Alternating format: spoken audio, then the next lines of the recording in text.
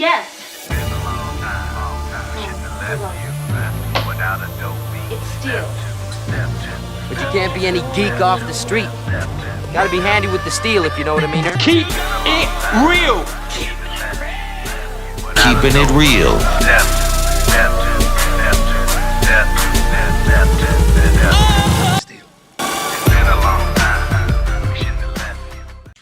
Hello and welcome to the channel. My name is Steven and this is Steel Keeping It Real. So you know what today is.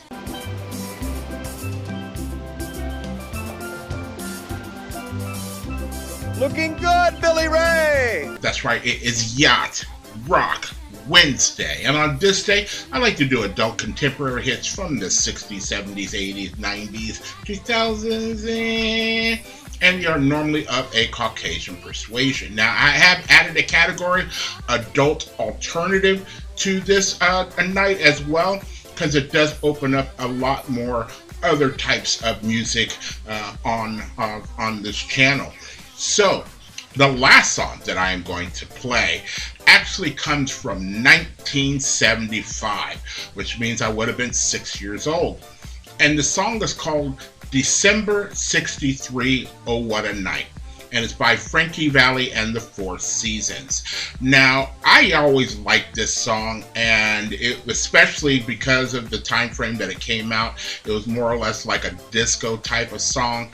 And then somewhere in the 80s, I believe it was 1988, somebody named Ben Lebron remixed the song. And then it wasn't until the 90s, like 92, 93, that the original people that released Oh What a Night back in 75, they heard the remix. They took the option to have the remix and re-released it in the 90s, and it also hit the charts as well, which I'm thinking, like, you guys are really smart. That's a little bit late on the uptake, but you are really smart in doing so. So when it comes time for me to show the video, I really don't know which one I'm going to show. Am I going to play the original or am I going to play the remake? Because the original video is it's okay, but the remix seems a little bit more tight as far as the editing and things of that nature. And I actually thought about it when I go to my phone to pull up that song, which I do have downloaded on my phone. I actually have the remix, not the original. So it's one of those kind of things. I'm going to make a split decision right at the very last moment on which one I'm going to play. But either way, you're going to enjoy it. So let's take a look at what this song did on the charts. And blammo, it went to number 2 in Australia, number 3 in Belgium, Flanders, number 25 on the Belgian Wallonia, number 1 on the Canada Top Singles, number 3 on the Canada Adult Contemporary, number 19 in Italy, 18 in Ireland, 3 on the Netherlands Dutch Top 40, 3 on the Netherlands Single Top 100, 2 in New Zealand, 6 in Norway, 1 in South Africa, 11 in Sweden, 1 in the UK, number 1 on the Billboard Hot 100, number 18 on the US Adult Contemporary, number 1 on the US Cashbox, number 16 in West Germany, and that is it. So also, and I don't know if I necessarily have to put it up there, so when it was re-released, it went back to number 3 in Australia, number 23 in Canada, number 27 on the Canada Adult Contemporary, number 2 in New Zealand, number 14 on the Billboard Hot 100, number 6 on the US Mainstream Top 40, and number 11 in Cashbox. So even though it was re-released, it never got higher than it did when it was originally released. That might go into play as to which one I play as well. So another thing is that it wasn't until I became an adult, and we're talking probably between the ages of 18 and 21, that when I did hear this song, which would have been when the remake came out, I didn't really understand what the song was about. Of course, I'm 6 years old when it originally came out, and I'm all hearing this and disco and whatever, and school dances or whatever I heard on the radio, because you wouldn't think, like, the radio's not going to put out anything suggestive on the radio. Yeah, well, you know, that's just like your opinion, man. And I'm not realizing that this is about a guy's first time getting laid. And even in the song, he's like, I couldn't really remember her name. And he's like, when she walked into, I got a funny feeling when she walked into the room. He got a heart on. When she walked into the room, he got a little flustered. You know, he was raring and ready to go. As you see, the song is, he also says like it was over much too soon. So he basically was like, I'm about to bust. So there is that. So if you like videos like this and others on the channel, please don't forget to hit the like button, the subscribe button, and the notification button, because I'm trying to do at least 10 videos each and every week. So without any further ado, here is Frankie Valli and the Four Seasons and December '63. Oh, what a night.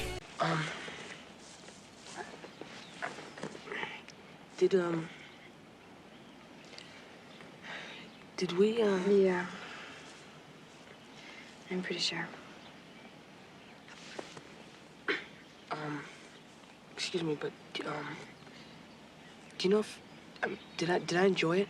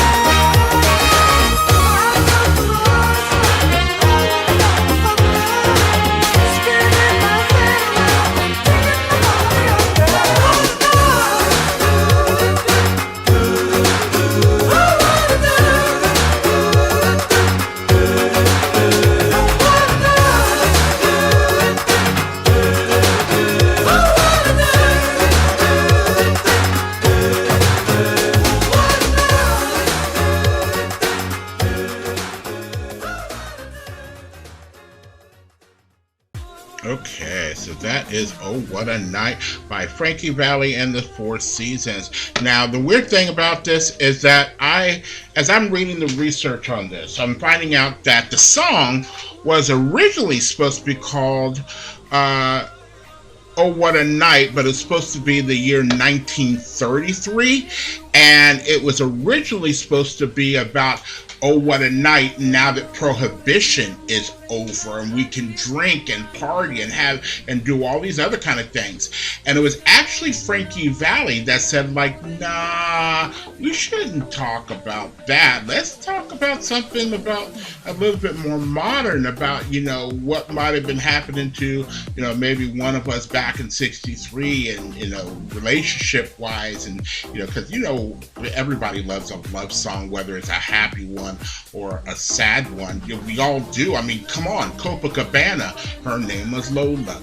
She was a showgirl. If you ever listen to that song, that's one of the most depressing songs in the world, but you're out there dancing to it, and so yeah, it doesn't really matter if it's got a beat and we could dance to it, we're gonna dance to it. So but yeah, I'm glad they changed it. It still is kind of like, if you take most of the connotations out of that, you could still use it as oh what a night, oh what a night, and keep on doing that like it's New Year's Eve. Oh what a night, dun, dun, dun. Just like Celebration, celebrate good time, you know, just those kind of songs that you can play.